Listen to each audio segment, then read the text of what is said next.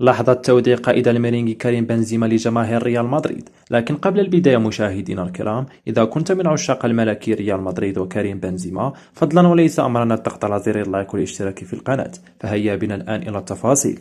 كان اليوم هو آخر جولة في الدوري الإسباني، وكانت معها المباراة الأخيرة لكريم بنزيما. وفي مباراة اليوم لريال مدريد أمام أتلتيك بيلباو، سجل الحكم عن طريق ركلة جزاء هدفه الأخير في سانتياغو برنابيو مع ريال مدريد. وقبل نهاية المباراة بدقائق عديدة، خرج كريم بنزيما تحت تصفيقات الجماهير العاشقة له. ومباشرة بعد انتهاء المباراة، بدأ الجميع يرفع اسم كريم بنزيما ويهتفون باسمه تحت تصفيقات كبيرة من الجمهور. وكريم بنزيما الذي لعب للملك 14 سنة حقق فيها كل الألقاب الممكنة، سواء ألقاب فردية أو جماعية. ونحن بدورنا نودعك يا كريم بنزيما، ونتمنى لك التوفيق والنجاح فيما تبقى لك من مسيرتك الكروية. وقبل النهاية مشاهدينا الكرام، إذا كنت من محبي كريم بنزيما، اترك تعليقا عنه في التعاليق. وشكرا على المشاهدة.